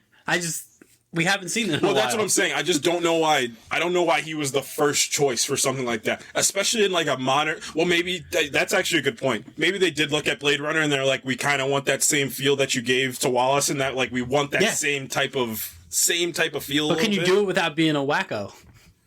I don't know, man. We don't know. We're never going to know. Also, can everybody relax? Because I saw people were like, 9 Inch Nails what's this rock band from the...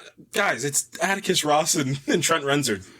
Yeah. You idiots. It's them. So that's super cool. Yeah, I think they just do the Challenger score again and put it in this movie. I think that was... What if they worked... Social Network, they did... Mm-hmm. They did The Killer. Mm-hmm. That movie was an underrated gem from this year so far. Why is Michael Fassbender not in more stuff? I don't know. It's a great question. Can he act? Yeah. Yes, he can. Yes, he can. I don't even have to think about that one. He can act. So what's going on? Are we going to have to do one of those this week? It'd be funny if not this week. I still think it would be funny if we found a way. Would he act? I mean, yeah. Can Tom Hanks act? Come on, man. Yes. Don't do this. But can he act in Training Day? It's still that episode's still in the can. It's still waiting. Denzel be Forrest Gump? I guess we need to wait until they're both like officially properly retired, because they keep making movies. Like they keep making movies because now I have to be like, could Tom Hanks do Gladiator 2? It would be funny. But then could what's his name? Can Denzel turn around and do that like slice of life movie that he's about to make? That's what I mean. Like they keep making movies, so like I think we have to wait till they're both like properly retired until we're out of movies to body swap them in. Sure. I think that was it for like the Disney stuff, pretty much. Star Wars. Not much. Not a ton of Star Wars stuff. We got a trailer for Skeleton Crew. What if Star Wars, but it was The Breakfast Club? No, they're too young for that. What if Star Wars, but it was Stranger Things? No, what if Star Wars, but it was Stand By Me? And Jude Law was also in it. Look, man, Jude Law as a Jedi is rad. I think it's cool because I know he's going to be some sort of scoundrel type of Jedi, which I think is fun. I just have a feeling he's not going to be like a noble Jedi. No, probably not. Yeah, he's like just openly using the Force. Buddy, put that away. He has a weird looking elephant creature. Who's going to be adorable. Yeah. Yeah, I'm in. It checks all the modern Star Wars boxes. Yeah. Star Wars has suburbs. Who knew? Yeah. They're like in I don't know. They're like just like a town in like Illinois. Like that's just like a normal street. Yeah, it's like what? What is happening? This is not Star Wars, but it is. But it's also the most Star Wars. That's what I'm saying. Like I saw so many people mad. I saw this one comment. Oh, I knew this trailer was gonna piss people off. Yeah. I saw, and they were just like, if I wanted to watch the Goonies, I'd watch the Goonies. Somebody's like, I'm looking forward to this. Somebody commented, if you wanted to watch the Goonies, I'd watch the Goonies. This is not Star Wars. Somebody said, you know what? I'll just shut up and jump off a bridge. Why would I ever enjoy something? What wasn't Star Wars about it? Right. It had Jedi. It had a spaceship. Right. It had the little speeders. It had the little speeders. It had weird looking alien creature people. Right. It checks all the boxes. Right, like what's left? This seems like a you problem, honestly. And this movie, this show didn't even have Jedi confirmed in it. No, we didn't know who Jude Law was playing. Yeah, now we know he's playing a Jedi. He's playing the Jedi. He's playing John Star Wars. Come on, man. He's playing Jude Star Wars. Jude Star Wars. I just think it looks fun. It looks like it's going to be endearing. You don't have to do a lot with this show. Just make sure it's fun. It's going to reach a lot more audiences too. I think that's also a ploy from them to be like, let's get kids into this too. Yes, I hope again, it's the Acolyte thing. Like, I hope that these characters are good and I can invest in them. Right. Which I did not do for the Acolyte. Andor season 2 details and things were announced. Diego Luna's got a suave kind of undercover getup going on in one of these pictures. So we do know that it's going to take place over 4 years. Interesting. Every 3 episodes will be a 1 year time jump. So they're doing what Andor season 1 did, but just on a bigger scale. You can tell me anything that was going to happen in the season. I would just shake my head and be like, "Yep, I'm in." Doesn't matter what. Ben Mendelsohn's back as Krennic. Yeah, that's the only thing I needed to hear. Forrest Whitaker's back as Saw Gerrera. That's incredible. Is he going to do a weird voice? Probably.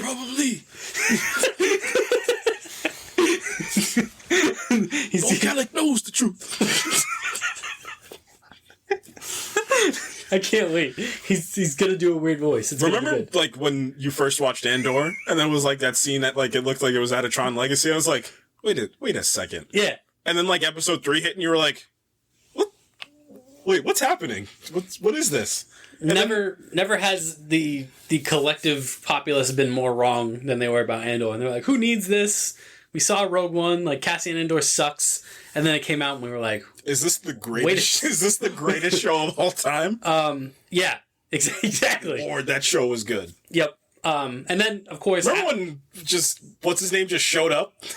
When Andy Serkis just showed up and delivered one of the greatest monologues, and then Stellan Skarsgård's like, I'm also going to deliver an incredible monologue. Hold my monologue.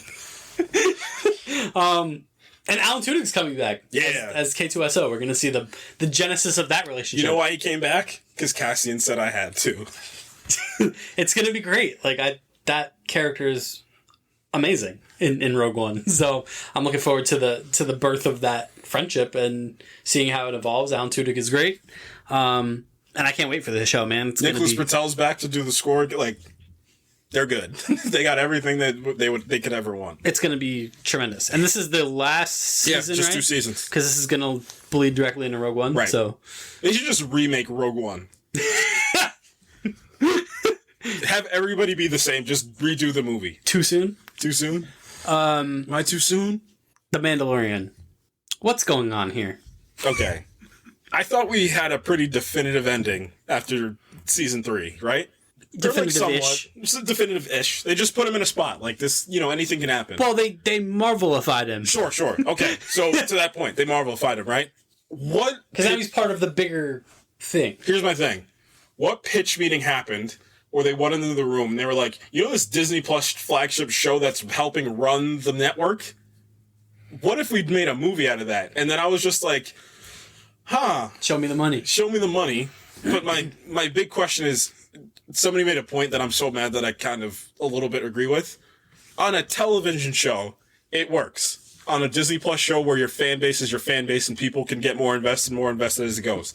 On a big screen where mom and pop are out at the ticket stub place and they're like, what movies are showing? The Mandalorian and Gragas are showing. That's like, who the heck is going there that doesn't have any prior knowledge or only like, your base level Star Wars stuff and looking at the screen with all the movies, just like, yeah, I want to see that. Like, I don't know if you just should have named this movie The Mandalorian and just kept it simple. I don't think it's weird. Like, I think it's really weird. Like, I'm not disagreeing that it's weird. I feel like Anne Grogu just killed that title a bit. Like, because who the heck is Grogu? Yeah, nobody calls him that. Right. They should have called it the Mandalorian Baby Yoda. That could have sold. Could have sold some tickets. Why is this a movie? I don't know. This feels like, even the trailer itself that they showed looks like the TV show, so why just not doing this? Feels like an acknowledgement of we do not possess enough steam to do a 4th season, and we don't want to Game of Thrones it, so we're just going to do a movie. And also maybe they're capitalizing off the star power of Pedro Pascal. But like, that's going to involve him taking off the mask, and he's great when the mask is on. Or is it? I don't know. Why is this a movie? I don't know. It's crazy. And somehow the Razor Crest returned. Right. I thought they blew the heck out of that thing up. The ship's back. Gone. I don't get it. I mean, when they first announced it, I was like, wait, huh? They're doing a Mandalorian movie? This is interesting. Like, this is crazy that they're doing this. But, I mean, all the main players are still there. Zeb's there. Zeb's Again, there. The Mandalorian and Gregarious are meeting Zabu at this planet. And then my grandmother's just going to have an aneurysm at trying to say that title. I don't know. I mean, like I said, they Marvelified him. Like they took everything out of him. That was what made season 1 so great, that he was like detached from like everything else. And then season 2, they kind of brought him in a little bit. But it was still tasteful in season 2. Yeah.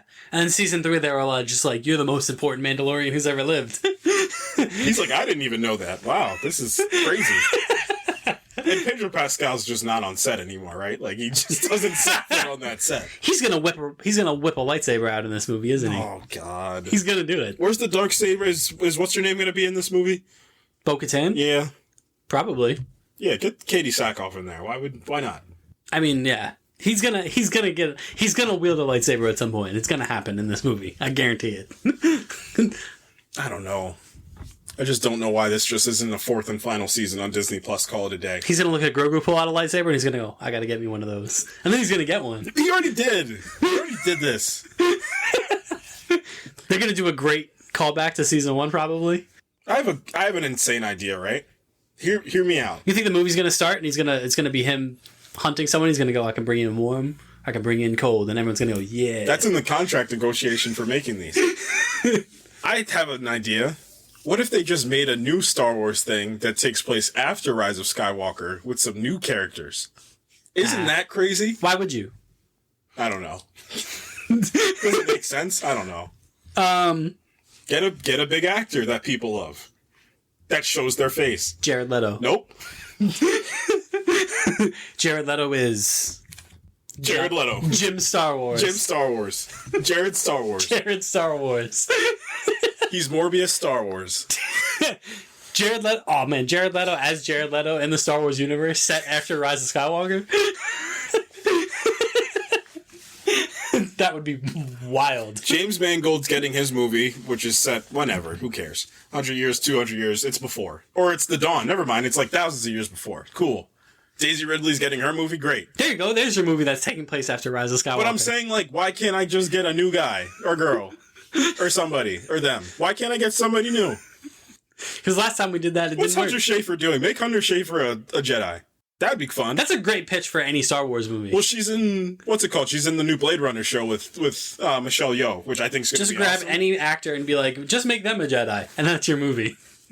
Yeah. Get Gareth Edwards. Make Tom Hanks a Jedi. Ooh. Make him a Dark Jedi. Ooh. Playing against type. Oh, put him against Denzel.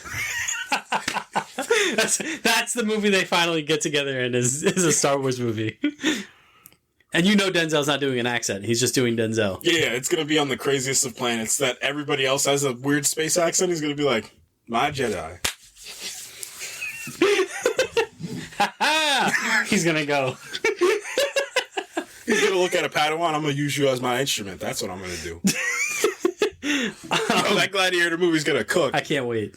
How'd they get Pedro Pascal, Denzel Washington in the same movie? With Paul Mescal, with Joseph Quinn. Because Pedro Pascal would just be saying yes to anything. Yeah. Pedro Pascal's whole thing of it's the Denzel piece, but his thing is just being like the coolest guy. Yeah. He just walks in, he's still him and everything. I love that guy. Me too. And then Marvel TV was the last thing. It was a weird order to these things. Like, I was waiting for like all the Marvel stuff at one time, and then like they didn't do any TV stuff. It wasn't a like, weird thing because they ended with the greatest thing. Well, yeah, but it was like, wait, they're doing Marvel Studios and then Disney and then Star Wars and then we're going back to Marvel? That seems weird. Mm-hmm. But we did so Marvel Television. So you talked about the Spider-Man show that we're getting. Did a little bit of X-Men kind of upkeep. Like, X-Men's still happening. Yeah, X-Men 97, Bo DeMaio is still making this thing until he's gone. We still don't know what he did. Who knows? He also didn't get invited to the Emmy thing, like for X-Men. Like their little group that's going to represent the show. And he was like, my representation reached out to Marvel and we haven't heard back. What did he do? I don't know. And I don't get it. Someone make a documentary. Yeah, because he made the greatest thing ever. And I just don't know. I don't know how they look at him. And they're just like, yeah, you made the most compelling Marvel that we've ever gotten. Some of the best characters that we've ever gotten. We have this X-Men that's literally about to come up next in this universe that is going to be so important, so crucial that it works. And we're not going to use you for it. Nuts. Wild. So crazy. But we got a new trailer that was officially released for Agatha All Along. And this show continues to surprise me. Apparently, they are going to... the showrunner spoke on the fact that they're kind of taking a WandaVision approach in the sense of like how WandaVision was an homage to different eras of sitcom television. Mm-hmm. This is going to be an homage to different types of horror movies and TV and stuff, and I think that's a really great idea. It's fun. This trailer, it looks fun. The Wicked Witch showed up. Right. I was like, is that the Wicked? You're the Wicked Witch from Wizard of Oz. They even open on like a True Detective. Yes. Like I was like, what's happening? And why am I invested? Why am I interested? We're taking some swings, and I like that. It just looks fun. It looks horrifically fun, and I like that. But also, like, I hope, like, if you're gonna do this, like with the homages, like the horror stuff, really, you gotta lean into it. Like, you can't. Especially since, full send that thing. Full send. Especially since like we already got like a Marvel horror thing. Like we got Werewolf by Night, and that was like proper horror, like 50s, like 60s, like black and white horror. Like, so if you're gonna do this, like you gotta like do it.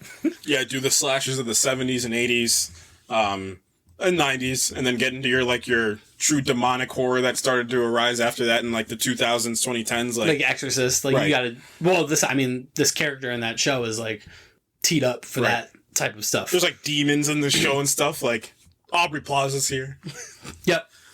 Yeah, I mean, it continues to pique my interest. She's not in this show, right? Scarlet Witch? No, there's I don't think so. Shot. We got about a month till the show comes out, September 18th. We're getting that. They're doing the 2-episode thing. Yep, 2-episode thing, and then apparently one of these, the season finale should come out like on Halloween or like close to Halloween. It better. Like your whole show is built on that, and so you have to. Right. So yeah, I mean, I can't wait. Yeah, I don't have much to say. I'm like, this is a great example of like, I'm looking forward to it now. Just be dialed on theme and what you want, and like kind of what the tone of this show should be. And again, most important thing is character. Like, just make sure Catherine Hahn is like just fully fleshed out, fully dealt. Like everything's good. You're good. And it feels like that they're gonna do, and it also doesn't seem like they're gonna go like the anti-hero redeemable character route. No, full send. Like it just feels like she's just in this to get her powers back, and she's just gonna keep being evil, which is fine. And this could be like a backdoor, make sure Wiccan gets propped up for something else that's coming. Most likely the Young Avengers. Or you tee her up for Midnight Suns. That's true. Yeah, and put her on the team. Like it's like now it's like we can't trust her, could we? And then Blade's like, "You ready for that, Mr. Whitman?" That's all he says. Right. even if Dane Whitman's not there. Right. It's just stock audio. Yeah, everybody's looking. What the heck? Who's he talking to? Who's he talking to? Ironheart. We got a couple more looks at that. And this show feels like it's starting to round into shape. Yeah. I still don't know how the Hood fits into this. Yeah, me neither. And I know that the Hood should fit into the other show. Right. I mean, thematically wise, I guess the whole thing is supposed to be like technology versus magic, and where those two things. Toy Story 5. Yeah. What's the magic? The toys come to life. Yeah. It's like a Tuesday afternoon for Andy. That's not too cool. Yeah, I mean, technically wise, this show looks pretty good. I mean, Ryan Coogler is one of the best technical directors in Hollywood, in my opinion, and he's probably going to take an episode or two, I think. He might take one. He might take maybe either the premiere or the finale he might take himself. But, I mean, I will say Ironheart herself, she looks good. I think she's going to... It's more fun, and I mean, it's going to give me a reason to rewatch. I have so much trouble watching Wakanda Forever, and it's not because I still think that's one of the best MCU movies that we've ever gotten. Well, I mean, the movie is just incredibly sad. Yeah, I just have trouble, but there's so many cool bits in that movie. Yes. There's so much great stuff in that movie. But and I think that's a good point. Like, where does the Hood fit into all of this? My main concern is what's Riri's whole thing, because I know she gets kicked out of MIT for reasons. Well, because she built this Iron Man suit, I guess. Shouldn't that just make them impressed? Like, I think Tony Stark went there and he built Iron Man. Right. So I don't know. Who knows? Yeah, because I think, what does she go? She goes and works with the Hood or whatever. I just don't see the tunnel through to be like, the Hood's a bad person. I was like, you should have known that. His name's the Hood. His back has tattoos that are moving. That's the bad guy. There's never been that guy, that's the bad guy. They should bring Paul Blackthorne back. Oh. Have you seen the man in this picture? He just travels the multiverse looking for the Hood. Mm-hmm. Any hood he can get his hands on. Oh my god. Oh, and then he gets to the Arrowverse? Have you seen the man in this picture? They call him the Hood. Whoa, whoa, whoa. Captain Lance is there. He's just like, the Hood. If he thinks he can get to my daughter, he's got another thing coming. Yeah, so I mean, it's going to be interesting at the very least. I do, like I said, I think they might tie some of the Armor Wars stuff into the show at some point. Maybe you throw Don Cheadle in this show to give him a little bit of something. Are you a Skrull in this one? No. Oh, I forgot about that whole... Oh, Jesus.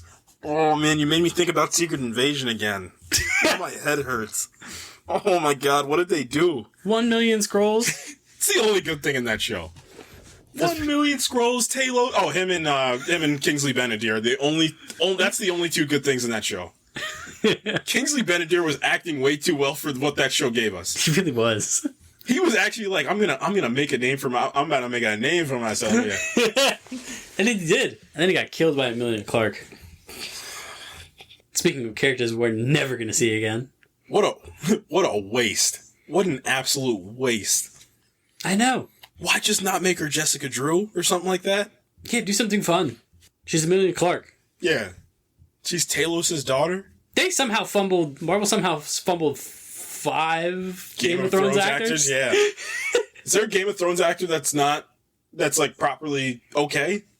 What do you mean? Like, that's in the MCU, that's fine? That's safe? Let's see.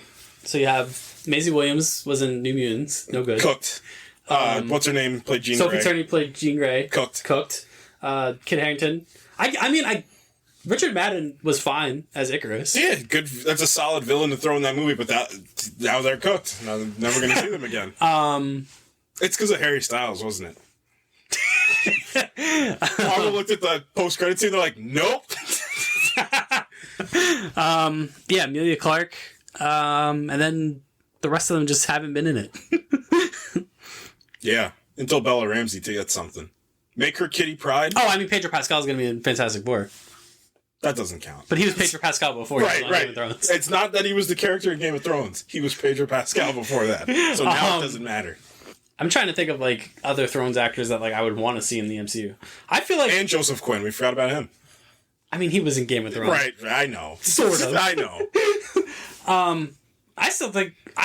Your question about, like, Kit Harington, like, what did he do? What about my guy... I can't pronounce his name, but the guy who played Jaime Lannister. What's going on there? Yeah. Who was he? What was the thing?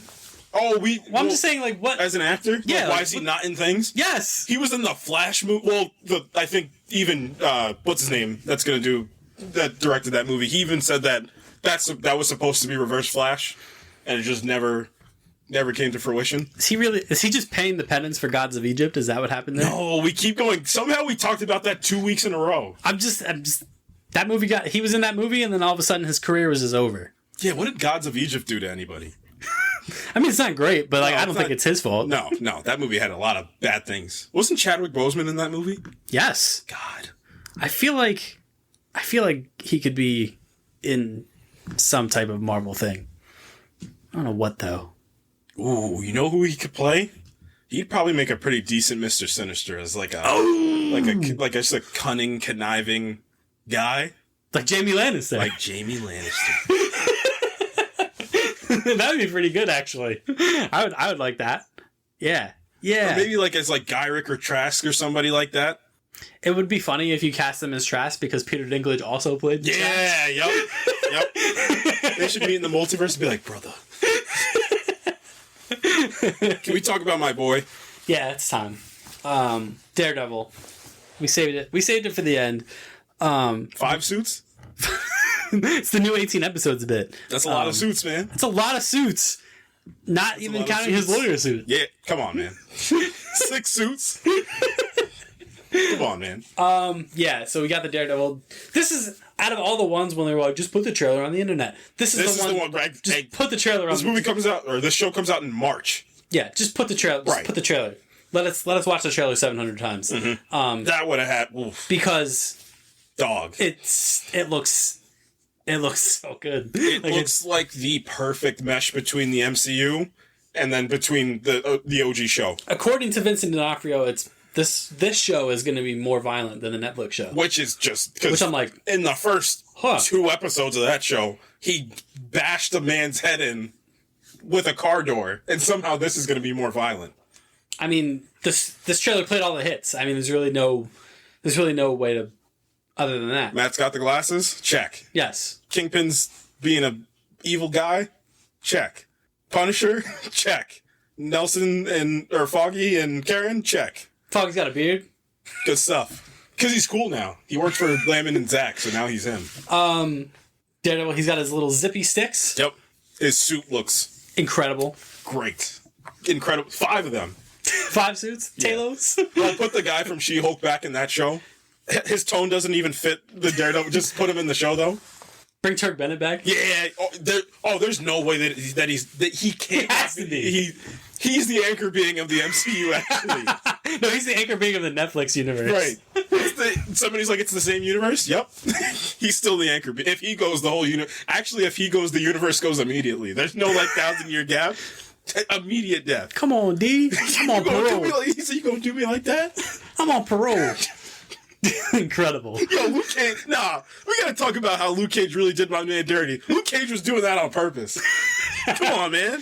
Daredevil threw his keys into the Long Island Sound. Right, like Luke Cage got him arrested again. Come on, man. Did Iron Fist just knock him out? I can't even remember.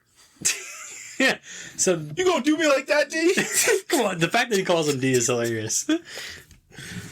Oh, this trailer looks so good. It looks so good. It's great. New characters. We got confirmation that Muse is going to be in this, and Muse kind of messes with Daredevil's senses. He makes him see. Oh, that should be Muse's powers. He heals his eyes. now he's not even Daredevil anymore. We got Bullseye in this also. Mm-hmm. And Proper Bullseye. Ooh. Well, he's in a prison costume. You think they're going to do the thing where he gets the adamantium skeleton? Be pretty cool. That'd be pretty cool. Pretty cool, man. And it comes out a month after Brave New World, so adamantium. That adamantium's running rampant. Ant-Manium. Ant-Manium. That's what defeated Kang. Unobtainium? No. How did James Cameron get away with that? No. Wait, who played the corporate guy in the first one? I don't even remember. That guy was incredibly cast. You're telling me a movie that made $2 billion had the word unobtainium in it? James Cameron's bulletproof. I remember when people were making the argument, I can't remember any of the names. The movie made $2 billion. Shut up. It made every single dollar. We got White Tiger. White Tiger, who unfortunately the actor passed away. Yeah, that's insane. That's nuts. Yeah, so I'm looking forward to seeing that character though in live action. I think it's gonna be super cool. What's the Punisher's deal in this? He's John Bernthal. What other deal would you need? Because he looks like he's about to take Daredevil's head off. Do you think he got snapped, Punisher? Oh, that would be interesting. That would be kind of cool. And he just wants to murder Thanos. Because he looks very disheveled. Yeah. Not from because we saw the set photos where he's like in he's back. He's full short hair, shaved, Punisher guard. Yeah. But in the trailer we see him and he looks like he's seen some things. Oh, isn't that a thing? Wasn't that a rumor that a piece of the show takes place during the snap after it happened? It makes sense. Little part of the show takes place while everything happened, and he comes back. He's like, "Whoa, where's my guns?" So I could see either Punisher being snapped and coming back, or everyone around Punisher getting snapped, and he just goes off the reservation. Yeah. So if you want to read the comics, I think what this is going to pull from is Chip Zdarsky's run. It's the most modern run, and I think it's very smart for here's this modern comic that also is incredible to kind of go off of and play off of, which leads right into Devil's Reign. Muse is in that comic. Punisher plays a big role in that comic. Play the hits. Kingpin, by the time Devil's Reign gets to there, he's the mayor of New York. All pieces that this show is doing. So I think very smart. Keep it simple. What I think you're going to do in this show too is, like I said, right from that Chip Zdarsky run, you have Matt accidentally kill a guy, go into prison and be like, I can't murder anybody because I'm Daredevil, but I'm going to beat every single one of you within an inch of your life. Punisher runs rampant out in the streets. Muse is obviously pulling the strings kind of, and he uses Bullseye to his advantage with Fisk. And then, do you bring the Elektra actress back and have her do the Daredevil thing where she's Daredevil? I'm like, who the heck is that wearing my costume? Yeah, I mean, who the heck is this? Who's this punk and what is she doing here? God dang business. They've been very non-committal about Elektra, which I think is odd. Maybe not too odd for confusion because of Deadpool and Wolverine. Yeah, it just feels like they've been very everybody came back except for her. Everybody. Not just the actress, but the character of Elektra just hasn't been mentioned at all. Which so integral to him. Yeah. Well, he's got a new love interest, but I think again, same thing that happened with Karen, throw it off. He's him. He's him. He's got so many love interests. He's the playboy of the MCU. It's incredible. Yeah, I've never seen, just like Foggy said, I gotta get the blind thing going for me. He said, you shouldn't say that. But I mean, this show just looks incredible. There's really no other, if there's any concern that they're not going to be able to capture the Netflix thing, I think that was put to rest. I mean, there was concern, obviously, when the original synopsis came out. And they were like, what if he didn't suit up for 4 episodes, and what if we killed Nelson? What if none of the returning cast were in it? Right. What if Punisher wasn't in this thing? What if it were 18 episodes long? So maybe it should have been 18? So and they confirmed it's going to be at least 2 seasons? Yeah, I think they know that it can run for as long as they need it to or as short as they need to. But you do have to, if you're going to do a second season, you have to do a different title. No, you can't do Born Again a second season. Well, just call the show Daredevil again. I don't think Daredevil again. Too Dare, Too Devil. It never doesn't work. It's always good. Daredevil again would be pretty good. Daredevil again. Good stuff. Daredevil Resurrections. No. No. Daredevil Reloaded? No. No, that's what they should name the Punisher show when that comes out. Yes! Punisher Reloaded? Heck yeah. Daredevil Gods of Egypt? No! What the heck, man? Moon Knight Gods of Egypt. They're doing the Marvel Zombies thing. It's Shang-Chi, Katie, and Jimmy Woo are the main characters, I think they said. Oh, that's the Shang-Chi sequel, huh? I guess Shang-Chi gets bit, and then his dad his dad gives him the rings to, like, stop it. How does that work? I don't know, man.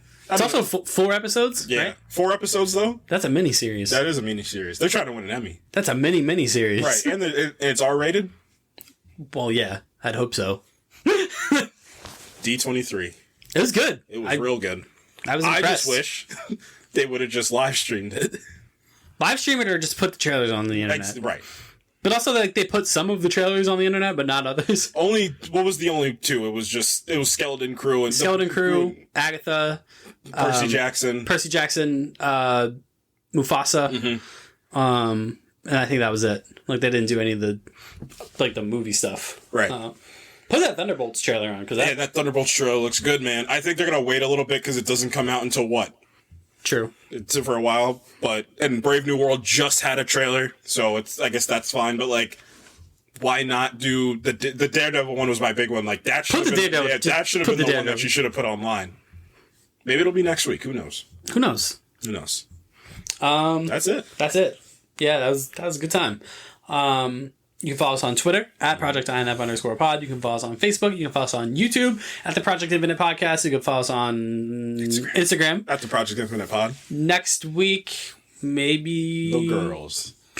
Yeah, we probably just do the boys next week. Yeah. and finally get around to that. Especially with all the Star was cooking. Especially with all of the spin-off stuff that's coming with that show. We're not going to talk about the Acolyte. Not yet. Not yet. And then I don't know. There's stuff. We're in like we're in a lull now. Finally, after all the knock on wood, because last time you said something like that, here's 81 trailers in like 2 weeks. I'll never forget that. There was a time where you're like, we don't got a lot to talk about. They were like, what if every trailer came out in the next month? Yeah. Yeah, so we'll talk about The Boys next week, season 4, and that's it. So I think that's it. Yeah, I don't have anything else to talk about. Me neither. We already talked about Tom Hanks this week and Gods of Egypt. Gods of Egypt. Next week's Gods of Egypt retrospective. Yeah, it needs to be done. Doesn't I don't know anything about that movie. Me neither. Maybe we should review it. A movie that neither of us have any recollection of. Right. We just watch it. No emotional connection. Like, what was that? No one knows. Yeah. So from me, from the lot to pull from this week. A lot to pull from. Careful, man. Man, I don't even know where to go with this. Jesus. From the Mr. Incredible, the podcast. I'll take it. That's my guy. Yeah. Yeah, that was a pull. I had to pull for that one. There were so many things I could have pulled from. Man, I love that first Incredibles movie like you wouldn't believe. They're super good. For the longest time, they were the best Fantastic Four movies. Yeah, they were. And they might still be. Yeah. This guy hasn't seen Fantastic Four with Michael B. Jordan before. Yeah, I have. Flame on, cuz. What are we, some type of Fantastic Four? No. Say that again? We gotta go, man. We do gotta go. All right, guys. We'll see you next week for The Boys Season 4. Until then, goodbye. Peace.